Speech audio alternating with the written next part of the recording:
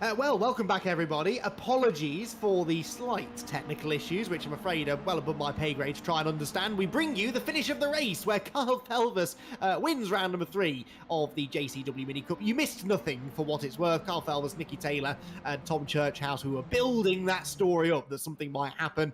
In the end, perhaps for the best, nothing did. So Carl Felvis claims the victory. Nicky Taylor comes home in second place, and Tom Churchhouse will be happy, satisfied, maybe is a better word, for his third place finishing position. Josh Martin, Thomas Potter, Lee Piercy, Joel Lask, Andy Carroll, Chris Blakey, and Johnny Ogden complete the top 10, because Ogden did, in the end, successfully catch and pass championship frontrunner Brad Smith, who had a nightmare race there, and he's really going to be hoping that he can make something of the reversed grid, where he'll be starting, well, only midfield, but at least 10 places or so ahead of our race one winner.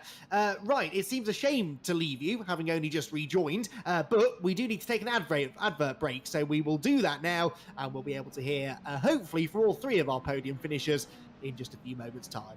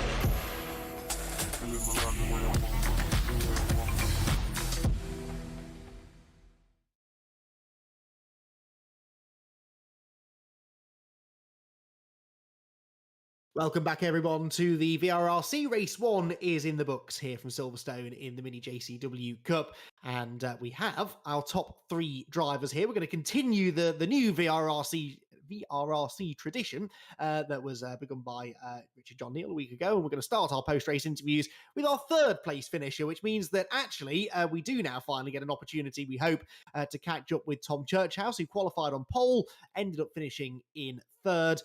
Tom, a solid start to the night, an eventful start to the night, actually, because those opening few corners didn't quite go to plan, did they? Yeah, I remembered the turn right and the turn left, but the break, I think I was about 10 meters too late. I mean, just ask Jack. I mean, he'll tell you that, the turning's one thing. Braking, doing that at the right point, not that easy to do, really. So we can forgive you. What have I done here? Sorry, I was hoping you weren't concentrating. Yes, Tom, solid start to the night, though. Good to see you up on the podium. Good to see you on the pace as well. I mean, we've been surprised, not necessarily the right word, but we've been happy to see you looking quicker and quicker with every race that you do. How much practice is going on behind the scenes to make sure that's been the case? Probably not enough, to be honest. I did maybe half hour today, just before the race. So maybe I need to do a bit more than that. But yeah, the pace was fine. Just hit a bit of grass, which sent me clockwise. So I dropped off a bit. Yes, we did say that. A very easy mistake to make at that corner, though, in your defence. And I'm not going to say ask Jack, because it's a mistake that I make all the time at that corner as well. So, again, that can be forgiven. Race 2 coming up, though. Reverse grid. Always a lot of action here. We've seen that you've got the raw pace out there. How confident are you that you can sort of get your elbows out now and use some racecraft to move forward? I'll be honest, judging from turn 3, lap 1, I can definitely get my elbows out, but I'll try and do it a bit nicer this time. Hey, you're not here to make friends, Tom. You're here to try and win races. So we're watching for some aggression in the early stages. Tom, congratulations on the podium, though. Hopefully, we'll get to speak to you again a bit later on. Thanks so much. So, Tom Churchhouse, 3rd place finish. Jack Oliphant now has the opportunity to catch up with Nicky Taylor, who grabs his 2nd podium of the season.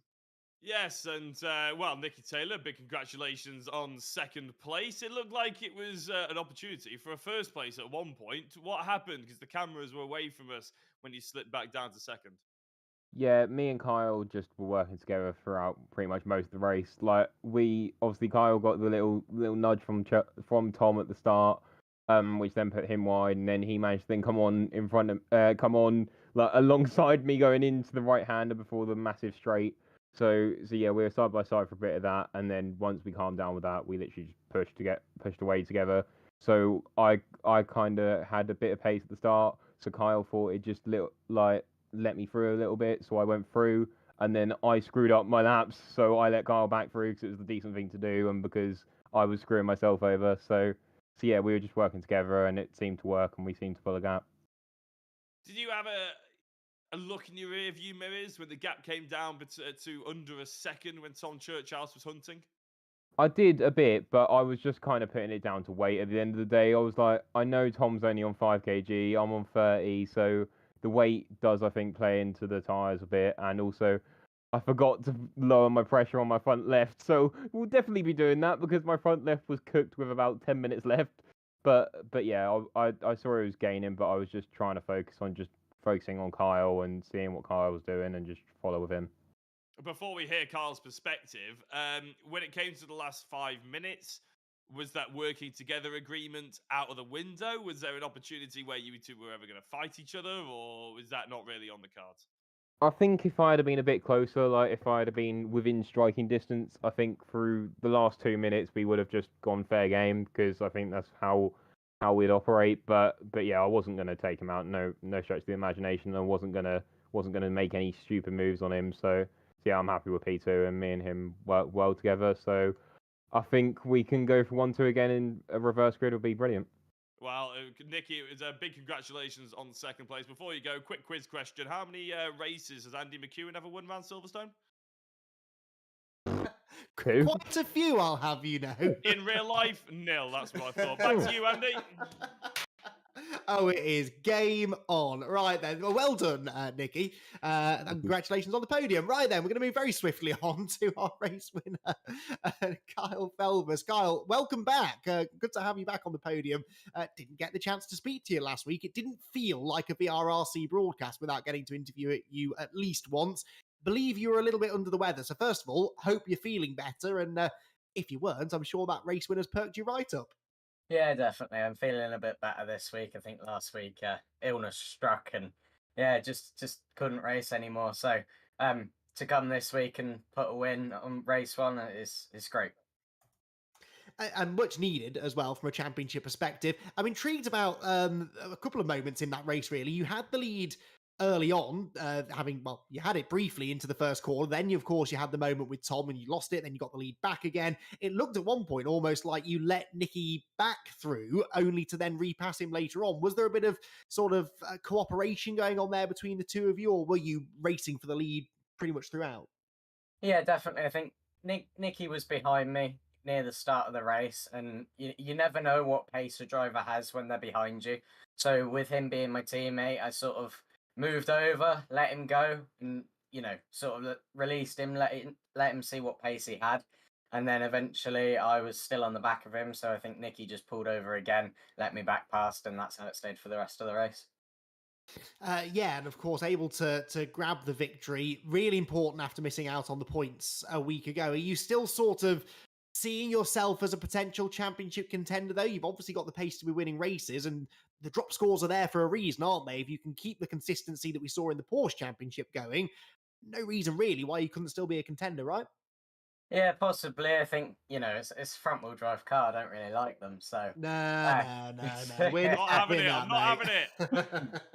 Yeah, I mean, it's going to be a difficult one. I'm definitely struggling with the car. It's not my favourite thing in the world, but if I put in some effort and actually do a bit more practice than I did, for tonight, might be able to get some consistency and might be able to get some good points, so... Yes, absolutely. Well, we'll leave you to it, Carl. Great to have a chance to chat with you again, and we'll hopefully get to speak to you again later on. Best of luck for race 2 then. Cheers, Andy. Right then.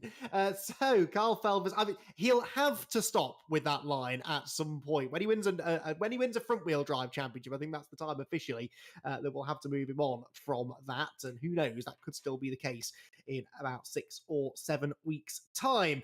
Right then, that is our first race done with. And Jack, it was a pretty exciting one, really, wasn't it? That and Kyle Felvers. What do you think, then? I'm going to pose you the same question I just asked him. Do you think that he is potentially still going to be our champion in a month and a half's time? Oh, that is very difficult, isn't it? Having been only 3 races into the championship, it's 16 as well. Like, it's going to be difficult, that one. He has it in him. I do believe Kyle has it in him to go back to back. Although he obviously says the line over and over again, and he has done for the last 3 years he's raced with us, or however long it's been. I personally think he could win this one. The likes of Joel Lask, hard to beat. I mean, he is quick. He doesn't look it particularly here at Silverstone, but over the course of the season, he's always there and thereabouts. And remember, if it comes down to it on the final couple of races, we know how Joel Lask and Carl Felvers like to race each other. So that one could be a little bit of a talking point as well. I would say that Brad Smith is slightly underwhelming here at Silverstone, but again, quite a quick driver. If he puts the time and the practice in for the next couple of rounds, I think that's the key issue, is who's got the time to put the practice in when we go to Mallory Park and we go to Cadwell and we go to all these places that we don't normally go to. I mean, even Silverstone International, a track that isn't overly difficult to pick up, people are struggling to really bridge that gap. That's going to be even bigger when it comes to Mallory and the rest of them. Yes, no, it'll be quite difficult to do practice for Mallory Park, and fairly pointless, I think, because I don't see it on the calendar. Oh, is it not? I kind of wish it was now, though. I think that's a great idea. I'm going to lobby for that for a future championship. Castle Combe, perhaps, I think is what you were thinking of, which is where we're heading in a week's time, and that's going to be it's Anglesey, actually. famously close to Mallory Park. I knew it was some rogue tracks that we hadn't been to before. Yeah, all right, leave me out. I'm tired. That's quite all right. I do want to, very quickly, before we dive into this race, pose another question to you. Have you noticed quite a lot of drivers these days, they keep putting this subtle little brag in about how, I've not really done much practice, to be honest. I downloaded the track a couple of hours ago, just turned up, finished on the podium. However, I always found in my fairly brief stint as a semi-serious sim racer that practice didn't really make a lot of difference for me. Were you a driver who needs sort of plenty of practice time before jumping into a sim race? Sim racing hard, because I never really did it that properly. I tried to do the sim racing during lockdown. I embarrassed myself massively on a big stream that had a couple of thousand people watching. I decided not to do it again and decided to commentate instead. So I have to say, even in real life stuff as well, practicing has never been something I've loved doing. I either get the track or I don't within 10 minutes, to be honest. So when you whittling down the last couple of attempts, maybe, but ultimately it's not something I've ever found. When you're searching for 5 seconds a lap like we are, I sort of agree with you, really. Right then, let's see what happens in round number 4 of the championship. The red lights are on. We've got John Jones on the front of the grid, and alongside him Stuart Henderson, who will win the drag race into turn 1. Let's find out then. Away we go. And John Jones in the red and black car on the outside line, I think is going to keep his nose in front, pulls over to the middle of the road to cover, and Henderson sweeps to the outside line, side by side then just behind them, as we hold our breath, not necessarily through the first 2 corners, but into this big braking zone at Village. Let's hope they all get through. They're going 4 wide at the back of the pack. That involves Nicky Taylor, Carl Felvers, Josh Martin. That's got an absolute pile of Britain all over it. Do they all make it through the tight right-handed? You know what? I think they might have done. There was a bit of elbowing going on up front, though, and that has allowed John Jones to make a little bit of a break. Henderson second, third position then for Matt Smith. And would you believe it, Jack? I don't. They've all, I think, made it through the first half of the lap, more or less in one piece. Yeah, well, that goes to show that sim racing isn't always realistic, is it? Because we never have got all 21 minutes to do that bit of the track. But oh, well, we have, and we should enjoy it all at last. Because it may well be a short-lived enjoyment. As we go through Stone up, down towards the chicane, it looks like there's a few people going a little bit wide, but again, actually not too bad. And I have to say, the front two have got a nice little gap to Matt Smith. John Jones, we know, doesn't go down without a fight, and I think Stuart Henderson is about to learn that, because as he looks left, he looks right, he's trying to see if he can make John Jones blink. John Jones doesn't blink. He's constantly on the full offensive or full defensive. He will not move out of your way. doesn't blink, and I'm not convinced he ever uses the mirrors. I think he just gets the blinkers on, doesn't he? Just stares straight in front of him. Doesn't matter what's going on behind him. John Jones just keeps on driving. And I think that's a great way to be, really. Although, as I say that, he takes a very defensive line into Village. Gotta say, though, and I know I'm going to regret this probably within the next 30 seconds, brilliant driving standards on the opening lap, though. That first sequence of corners, so difficult to get through in one piece when you're all congested like that. And they did manage to do so. So fair play where it is due. Down the hanger straight they go. John Jones weaving around to try and break the toe and keep Stuart Henderson at bay. What progress of the front runners from race 1? Well, we've got Carl Felvers up into 10th position. We've got Tom Churchhouse 15th. Nicky Taylor only 17th. So perhaps because there wasn't too much drama going on further back, we haven't seen quite the level of progress that we would normally be used to, really, from our race 1 podium finishers. You're absolutely right. I am going to make a petition to Rich right now, though, in the fact that with Nathan Smith and Matt Smith both racing in white, one being 11 and one being 22, there has to be some bigger difference we can pull out of here. Or at least changing the timing tower so we can see N Smith and M Smith. Even that actually would be difficult, wouldn't it? Anyway, Joel Lask has got his way up to 5th place. That's probably the biggest improvement from one of our protagonists, shall we say, for the championship. Obviously, was championship leader going into this evening. May not well be now, obviously, with the first race having been out of the way. But if he can pick up good points around those top 5 positions, he'd be doing well. But it's whether or not he's fast enough to actually catch up to the likes of Henderson and Jones and get into the lead ahead of Smith and Smith, who we both know are very, very hardy racers. In fact, that top 4, apart from Henderson, who's a bit of an unknown source, John Jones, Nathan Smith and Matt Smith, we've already seen even today that they're difficult to get past and they don't go down without a fight. So Joel Lask, unless he's massively quicker, is going to find it difficult. Yeah, no, he certainly is, and we're seeing that really all round, aren't we? Nicky Taylor only gaining 2 places in the last lap or so, and well, Tom Churchhouse actually, as I say, that gets past Josh Martin. That's quite the scalp to claim, isn't it? Tom Churchhouse up into 11th place. Felvers had just gone past Kenny Press, but no one can get past John Jones at the moment. Henderson actually dropping away a little bit, and they're both gapping the pair of Smiths behind. So looking good so far for John Jones. We did have a drama at the Club Chicane a lap ago for Alec Iyengar. He went off the road into the gravel, so he's dropped down to the tail end of the field. There he is, the purplish car running in 21st and last place. Whilst further up the road, we've got Joel Last battling away, I think, with Matt Smith, that was, for 4th position. He was briefly ahead of Matt, then Matt got him back, and now there's contact, and Lask is sideways. They're both sideways, right in front of Kyle Felvers, who says, thank you very much, guys, I will have 4th place, and didn't really have to work for it one little bit. Lask survives in 5th, but that was drama, and Joel Lask will not be happy because now he's back behind Kyle Felvers, and perhaps a good opportunity to get some points back has gone begging. He wants to try and do something about it, though. Pulls to the outside line into Stowe. This could get exciting, Jack. Yeah, I'm having flashbacks to Oulton Park in the Porsches already, to be honest with you. It's going to get a little bit tasty, and I think Joel Lask is going to be fairly annoyed, as you say. Hopefully the red mist hasn't descended on him.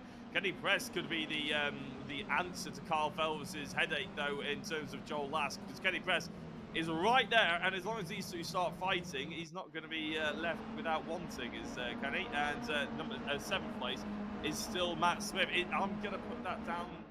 It might be letting him off the hook here a little bit, Andy, if you're probably thinking, but I'm going to put that down to maybe a bit of an experience, but really he should not have been rejoining at that part of the circuit, should he? He should have cut the corner off, rejoined later and given it the place.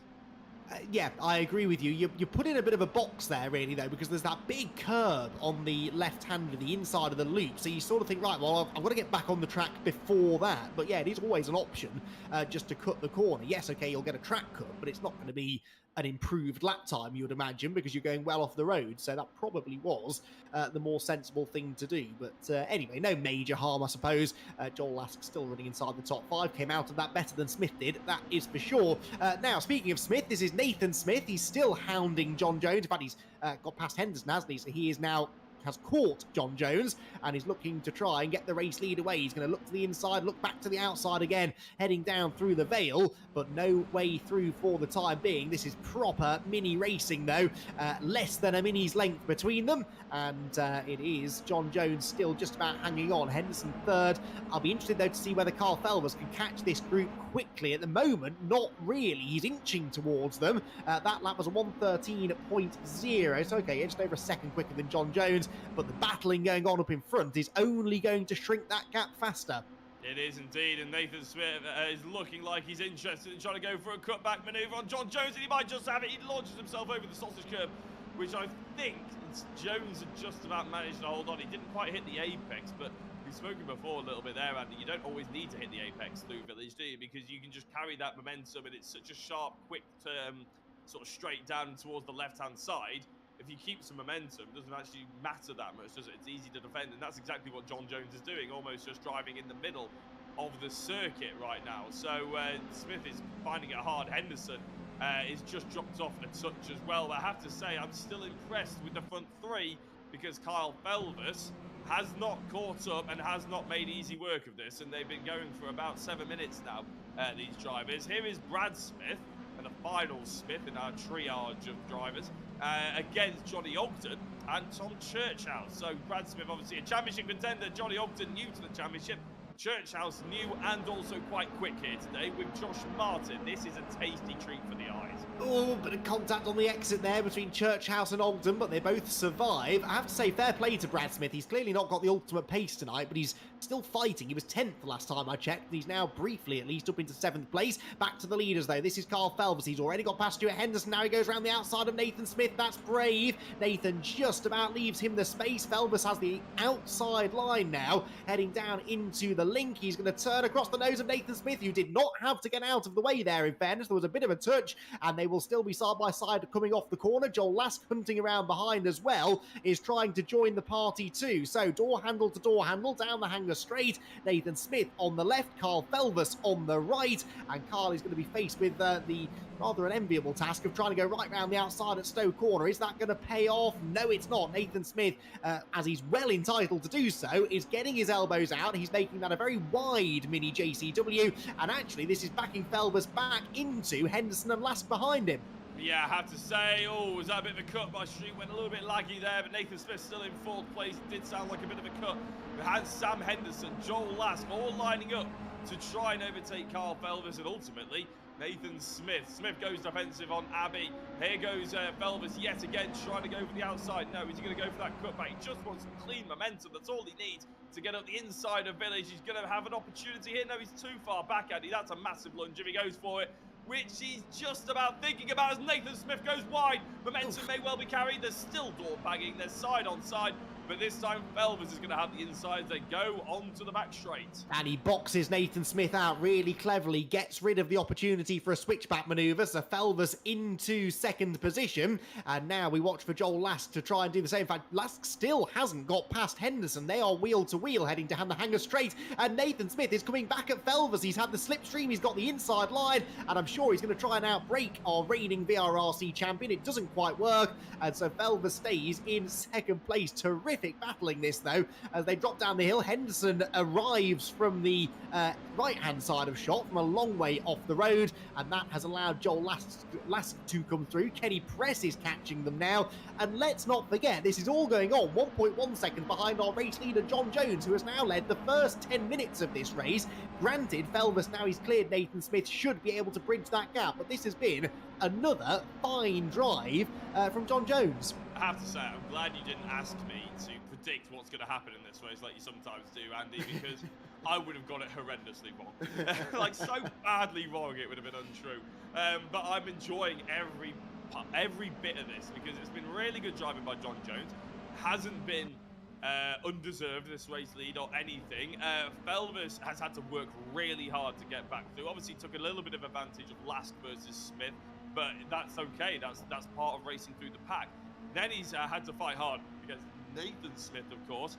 And I have to say, there was a little bit of contact from both drivers initiating it. Nothing unfair, in my opinion.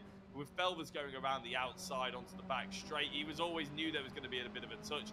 That's just how it is in racing. In front wheel drive, you can get away with it just by planting the power. So that was all fair. And then he went for the opposite sort of move to try and get into second place, and it worked out for him. So really good, clean, high-level racing, in my opinion. And John Jones may well have more of a headache on his hands now for the next 13 minutes.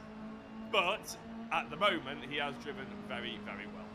Of all the people, Kyle Felvers wishes he wasn't chasing down for the race lead. John Jones is probably quite high up that list, really, along with maybe Joel Lask, but he's got a car between himself and Joel, and he has now caught John Jones, who I'm sure is not going to be waving the white flag anytime soon. Goes very defensive into Village. He's probably outbraked himself, though. Yes, he has. And actually, after all that build-up, it's made very easy for Kyle Felvers, who does move into the lead of the race. Now, can Nathan Smith follow him through? He's looking to the inside, does more than look, absolutely lunges up the inside of John Jones, just about makes the corner, and just like that, 2 places lost. But the overhead view showing brilliantly how the momentum worked there through the corner. Nathan Smith charged the entry, got the move made, but was much slower off the corner than John Jones, who comes back at him now on the outside line towards Stowe, and they are going to, I think, probably stay in the same positions, but that just forced a defensive move out of Nathan, and that bottles them all together, brings Joel Lask back into play, as Nathan Smith once more has to watch the mirrors, covers the middle ground. Here comes Lask,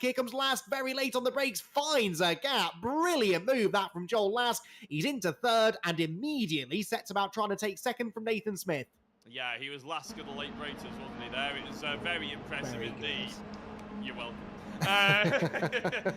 He's now, as you said, right on the back bumper of Nathan Smith. We've seen how hard it is to pass him from Carl Felvers' point of view, from John Jones' point of view. Now Lask is the next and latest member to try and knock him off at least one more step off the podium and knock him down into third place. John Jones, I thought, was going to have a little lunge in the rearview mirrors then, but he didn't quite have the momentum. Probably thought better of it as Lask goes through onto the back straight. Now, can he hook up the apex? Well, Nathan Smith does, actually, so it's not going to be an opportunity to get him straight off the corner, but if he can get the momentum down into Stowe, we could see a change for second place.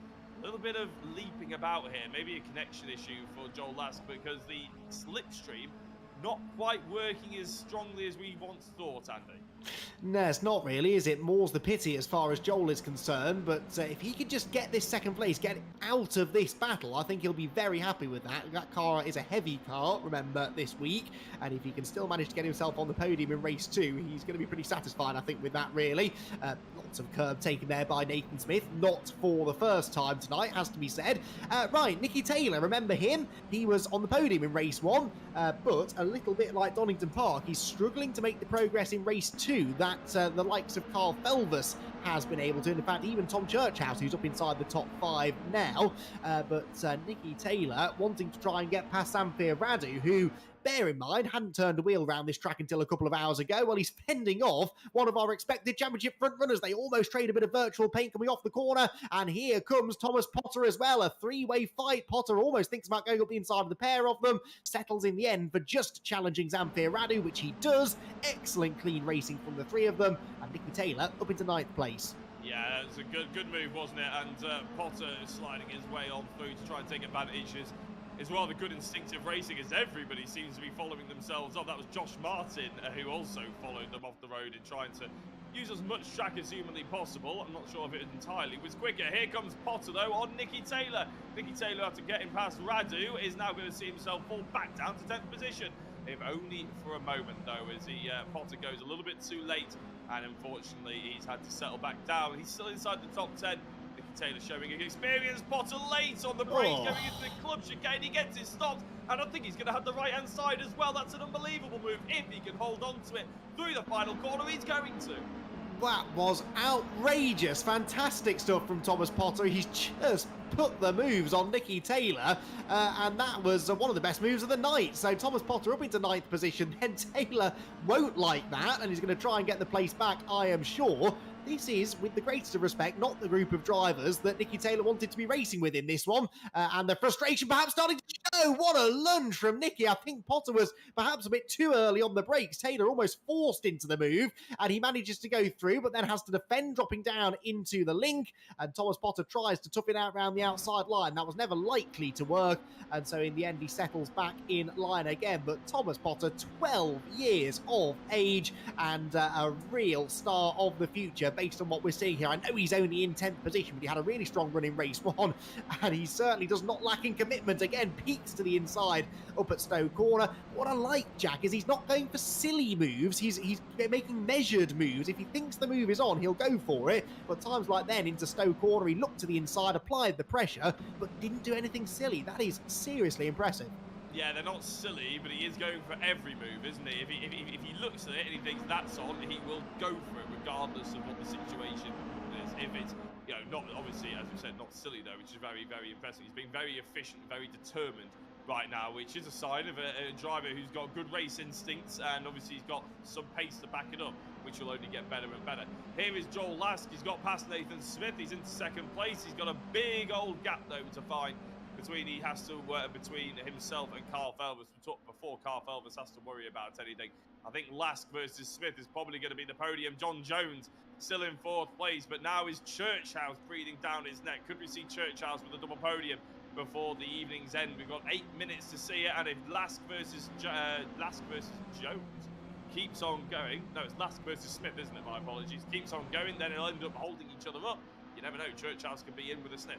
Well, yeah, because having got past Nathan Smith, Joel Lask can't get away, can he? I'm really impressed with Nathan Smith tonight. Had a solid first race, and certainly a spectacular first race. But Joel Lask, who is heavy at the moment, 45 kilos on board his car, is struggling to get away from him here. Yes, the ballast is a factor, but that's the point of the ballast, isn't it? It's supposed to level the playing field, and it certainly is. It's giving drivers like Nathan Smith, like even John Jones, really, an opportunity to shine, give them some track position, and they're more than capable of mixing it at the front. Right, here comes the battle I really want to watch. This is the one for 9th place. Nicky Taylor versus Thomas Potter. Taylor got back through, as we saw a lap or so ago, but he cannot shake the youngster. And Thomas Potter, in fact, again, hunting around on the inside line. Taylor didn't dare turn in, and so they're side by side coming off the corner. Yeah, he sent some real speed through there, almost drifting the back end, but that helped him get the rotation, and he's up the inside of Nicky Taylor. This could be a drag race down to Stowe. Tell you what, this is absolutely stunning, isn't it? I'm enjoying this thoroughly, and there's even a battle behind that we haven't really been able to keep an eye out on. Appears the Ogden Carroll as well. As we go down towards Stowe, they're still swerving in the background. Not entirely sure who it is, because we're focusing on 38 versus 17. Potter and Taylor. Taylor obviously previously a race winner here at VRRC, and I think he's just about got the outside line done and dusted. Yeah, but now Josh Martin starting to buy into all of this as well. This was already an exciting battle. It's about to hit fever pitch with 6.5 minutes to go. Whoa, Potter right up on 2 wheels over the sausage curb. That slows him down. It allows Josh Martin up the inside line, and Josh should be afforded the room on the apex. Well, he makes the room on the apex, and will, I think, gain the place. Bit of a shame that for Potter. You don't want to be riding that sausage curb that hard through the club chicane. It does lose you forward momentum, so he loses a place for now, but I somehow don't think that's the last time we'll be mentioning his name in this race. 6 more minutes, and he's already trying to find a way back ahead of the green number 89 machine. In fact, he's got his nose back ahead on the outside line, but Josh Martin comes off the corner just about in front. Fascinating stuff, this brilliant battle. It's refreshing, isn't it, Jack, to have all of these new names on the grid, because we don't really know how they're going to race each other. We already know how the likes of a Joel Lask or a Nicky Taylor or a Carl Felvers will handle a certain situation, but now we're learning all of these new drivers' traits and who's going to send it, who's going to be a bit more circumspect, who's good at defending, who's good at overtaking, who is good at saving big slides. Well, not actually Thomas Potter in the end, because he ends up on the grass on the inside line. I think he got into the back of Josh Martin slightly. That is an awful shame, because they were so closely packed behind him that that's cost him about 5 places. Yeah, well, hopefully, obviously he'll be annoyed at that, but he'll have a big grin on his face when he actually looks back at some of the moves and looks back at the broadcast as well, because he has been tremendously exciting. Yes, okay, that was a pretty big mistake. Luckily, Josh Martin didn't come off any worse from it, because obviously otherwise there would have been penalties potentially to be looked at and everything. As Joel Smith looking, nibbling, not even quite actually having the space to crowbar a gap up the inside of Joel Lask there, and he's just about got away with it. what I love about Thomas Potter, though, Andy, is I'm not sure about you, but especially that fight with Nicky Taylor, it was like watching Nicky Taylor versus Nicky Taylor, but you know, Nicky Taylor from about 2 years ago when he started with us, when every move was on. He decided that if there's a space, okay, I'll fill it. Why not? What's the worst that can happen? And that's what I really enjoyed there. As you said, we didn't see anything big or anything bad come out of it, but it was a driver who was very keen to move forward and had no fear whatsoever. Yeah, absolutely. That is a very good point, actually. A really good point. That is exactly what that reminded me of, too. Or a Kyle Felvers. Kyle, of course, started racing with us when he wasn't much older than Thomas Potter is now. He's no longer the young kid of the grid, Kyle Felvers. I mean, he is compared to us, but he is no longer the youngest driver out there. 13 years old he was when he started. Practically a pensioner compared to Thomas Potter, who we are very, very happy to have on board. Zamfir Rad, who's been good entertainment value tonight as well, hasn't he?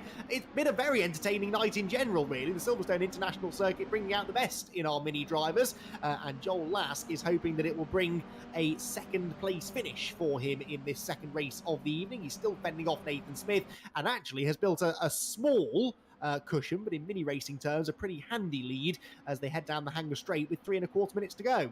Yeah, I think he'll be pretty happy with this one. As in the background there is that John Jones who's clinging on to a 5th place. It is only clinging on, isn't it, though, as they go down towards Stowe against Brad Smith, a driver that has actually wiggled his way up the order quite successfully, actually, after having not really been in the talking or in the picture much at all in race 1. Just seemed to have found his way in race 2, found his feet a little bit, able to move through, and is actually, if he does get that 5th position, not a bad end to the night for his championship. No, not at all, and he's just managed to move ahead of John Jones into that 5th place. So yeah, Brad Smith, sorry, second in the championship, 2 second-place finishes a week ago, and not quite going to reach those highs here at Silverstone, but you know, it's not a bad points haul. He'll lose some ballast now for Castle Combe, and I think that is going to be more than enough to keep a bit of a smile anyway on his face. Oh, Joel Lask nearly had the smile wiped off his face there as Nathan Smith came charging in from behind, but stays where he is for the time being. Out onto the Hanger Straight we go, and Joel Lask in 2nd place. Now, hang on.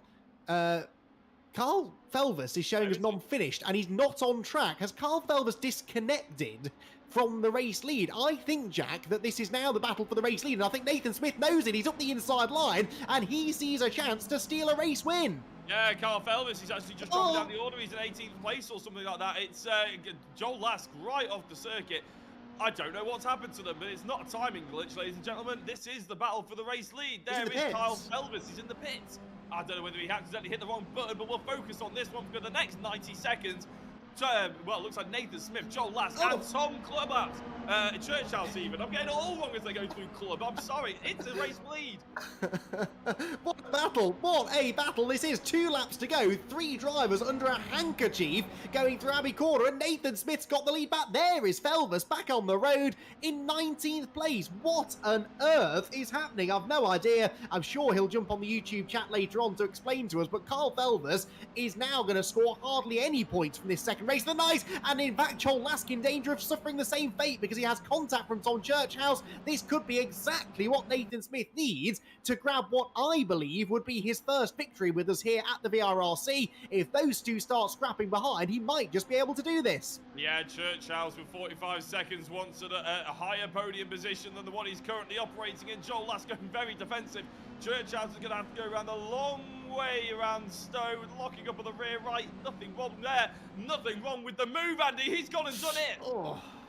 Wow, what a brilliant bit of racecraft that was, and Tom Churchhouse through into 2nd place. Now, can Churchhouse get the victory? He will feel a little bit robbed, actually. Remember, he was on pole position for race 1, fastest in qualifying, had that little to-do with Carl Felvers on the opening lap, and then that really was his shot at a race win gone. But here he is with 1 lap to go.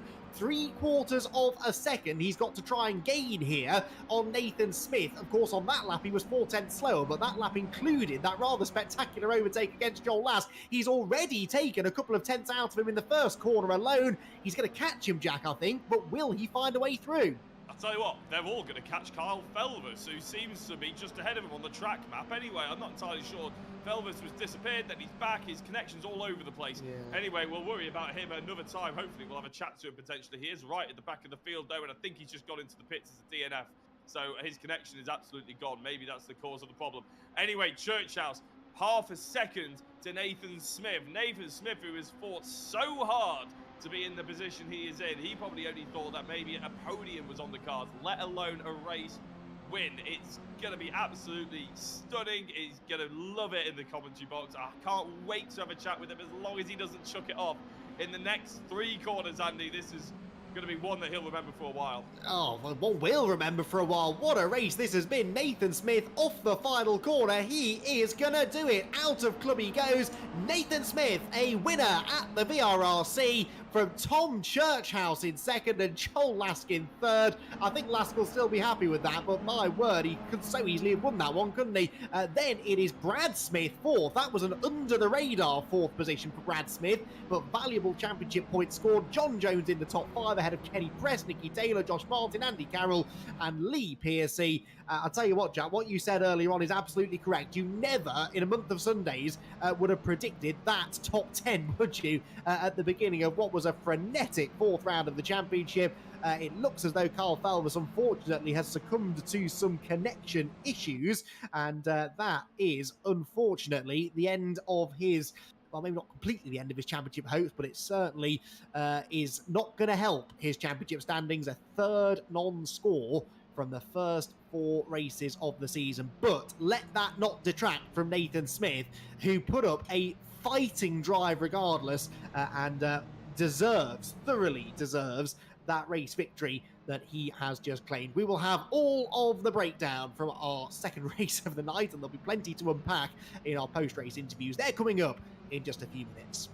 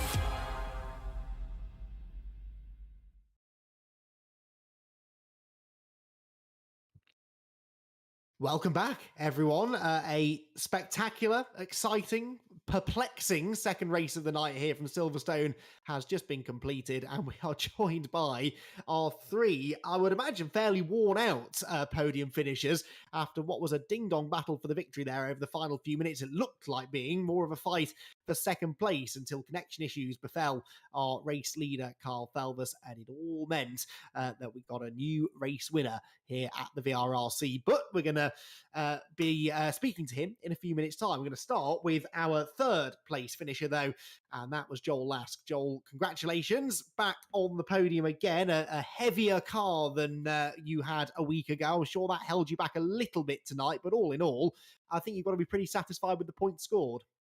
I must admit, if someone had told me I was going to get 3rd place at the end of that one, I'd have bitten your hand off. The car's just been horrible to drive with all that ballast. I was hanging on for dear life from probably 10 minutes towards the end. Tyres are completely gone. So, yeah, that was definitely an interesting one, I'll put it that way.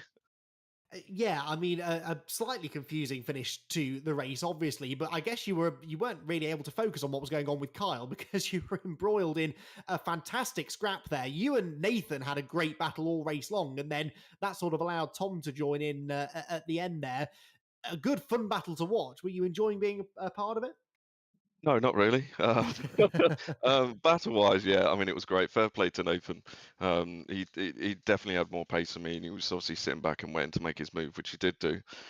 So fair play to him. But yeah, the weight difference between both him and Tom was quite vast. So I was expecting it to happen. I was just waiting for it. And I thought, you know what, I might be able to hold him off. I might be able to white line it, but the tires are completely gone by the end, and I was unsteering all over the place. Unfortunately, I think tyre management is going to be something you really have to deal with next week as well at Castle Combe. A bit of a venture into the unknown, really. We've not raced at Castle Combe perhaps ever, or certainly not very often here at the VRRC. So plenty of practice laps for next week. Oh yeah, definitely. I mean, my plan was I'll drop a load of weight on this one from coming so far back, but apparently that hasn't happened. So we have to go to Plan B here and change up the approach a little bit. But yeah, lots of practice laps to go in. So you see, you will keep on finishing on the podium, Joel. That's the deal, unfortunately. But really solid night for you, and congratulations. Some more good points scored. We'll see you again next week. Cheers, appreciate it. So, Joel Lask gets the third place finish. It's a second place finish this time around, but a consistent night for Tom Churchhouse, who catches up now with Jack. Yeah, Tom, I mean, at pole position, second place, another podium as well in race one. I mean, my goodness, that was a good night. Or do you sort of feel like it could have been slightly better? It probably could have been, but I'll take second and second, especially coming from the back as well. Just trying to keep it consistent. And you know what? I didn't lamp anyone this time, so it went quite well. I like that attitude. Yeah, take the positive out of that one. You obviously came at a late surge right at the end there, didn't you? Did you see Nathan and Joel having a little bit of a battle and thought, I sniff a race victory here? Did you even know a race victory was on the cards? So obviously there's the confusion about that as well. It was them battling that let me catch up. Without that, I'm not sure if I would have, even with the pace difference. So, yeah, I didn't expect a podium, though, definitely not. Right, it was very impressive indeed. Is this the sort of pace we can come to expect from you for the next couple of rounds then? Or have you got the time to practice it? Have you got the time to go on and make a real charge for the championship? I'll definitely practice more as I'm getting used to the front wheel drive. But I look forward to a very, very heavy car next time round. That is the disadvantage of obviously doing well. But 2 second place, a pole position, not a bad point all for you, Tom. Congratulations and well done on a very entertaining evening's racing. Cheers, guys. Yeah, well done, Tom. Really solid night, and I think we're going to be talking about him a fair bit more through the next 6 weeks or so. Likewise, actually, the driver who came out on top in that race, Nathan Smith, who joins us now. Nathan, I was already saying during that race how impressed I'd been with how your night had gone, and well, it ended in perfect fashion with a race victory. And what a race to win as well. You really had to fight for that. Yeah, it was. Yeah, I'm very, very tired. I don't know if I can call it a win just yet because I feel quite bad for Kyle, obviously with his connection issues. But to come across the line in first place was brilliant for me. It's first time I've done it with VRRC, so yeah, really pleased. Yeah, exactly. I mean, it's sort of been on the cards, I guess, because you have been quick. You were quick last week at Donington. Obviously, even faster again here at Silverstone. Is this a car that you were, you were always confident that you'd be quick in, or is it just that you've been really putting the practice in? You really like the track. What is it? Do you think that's been the main reason that this has become a reality? Well, to be honest with you, it's neither. I didn't even download the track to practice on until we were coming straight into the race this evening. So that I've just been flat out all week. And then this car, I've never driven it before. Donington was the first go, but I just seem to have gelled with it quite naturally. I don't know. It's good. I mean, in that race there, Joel is definitely the better driver, had more pace. Kyle obviously disappeared, but I could really see Joel fighting hard with his extra weight, and it's just a waiting game. And then I managed to just pick him off, and then I had to start sweating even more when Tom caught up. So yeah, it was just hard work. But no, it's brilliant race. I'm beginning to wonder if anyone put any practice in before tonight. Everyone's been saying that that they left it all to the last minute, but either way, it worked out clearly for you, Nathan. On to Castle Combe now next week, and of course, having got that first victory, the pressure's sort of on now to get another one, isn't it? You don't want to be a one-hit wonder. I'm sure you've got the ability to win more races. Might this maybe convince you to run a few more practice laps before next week? Definitely, yeah. And I do quite like Castle Combe as well. So yeah, I'm going to get as much practice in as I can, because if I finish tonight the way I did, then yeah, hopefully the next meeting could potentially bring another podium. That'd be nice. Absolutely, and who knows, maybe more race wins on the horizon as well. Nathan, huge congratulations from us all. Always nice to see a new winner, and for someone to do it in such spectacular fashion is particularly exciting, and that was a win. I mean, I know it's unfortunate what happened to Kyle there, but a win is a win. These things happen, unfortunately, in sim racing, and you should absolutely be proud of what you've achieved. So congratulations, and we'll see you again next week. Nice one. Thank you. Bye bye. Well, well, I don't really know what to say after that, Jack. That was pretty crazy. What we ought to do, though, I think, is give the Felvus family something to smile about, because I really do feel for Kyle after that. I mean, that is the sim racing equivalent of a car's engine blowing on the final lap, isn't it? There's nothing he could do, completely out of his hands. He did nothing wrong whatsoever, and unfortunately robbed of a race victory, but will not go home prizeless tonight. Yeah, absolutely. Drive of the round. I mean, it's hard to look past him, isn't it, really? The point was made on the YouTube chat, and quite often there's a rally for Kyle to get the drive of the round on the YouTube chat. This time we're actually listening to them because they are right. And I think two P1s, sometimes when you have two race victories, they can be fairly dull, so we look past them. But actually, his performance in the second race was very, very impressive. His performance in the first race as well, obviously driving well with Nicky, was quite a mature response to, obviously they could have fought and they could have battled each other and lost a race to Tom Churchhouse. But then the second race, it was very exciting to watch him carve through those top five. I'm sure he did a brilliant job before we saw him. So yeah, fully deserved a drive of the round in my opinion. Yeah, 100% agree. So congratulations, Carl. Sorry it's not a race win, but don't let your head drop too much, because that was a fabulous drive across the two races tonight. Right, I need to go and have a lie down. Before I do that, let's remind ourselves of what we'll be doing in a week's time. We'll be mini racing once more, and we will be racing at Castle Combe. Rich perhaps can tell us, have we had a championship race at Castle Combe before? Well, of course we did, back in the Civic Cup days, yes, but certainly not a circuit that we've ventured to all that often. But we're going to put that right next week with our third round of the Mini JCW Racing League, to give it its full title, where it won't be anything like that commentary team, I'm afraid, next week. But we will have, I believe, Jack and Richard on comms for that one. I have been Andy McEwen, though. Jack has been Jack Oliphant, and we have been very happy to join you to talk through all of the action tonight. We will all be back at some point in the future to do it all over again. Until then, though, thanks for watching, and it's good night from us.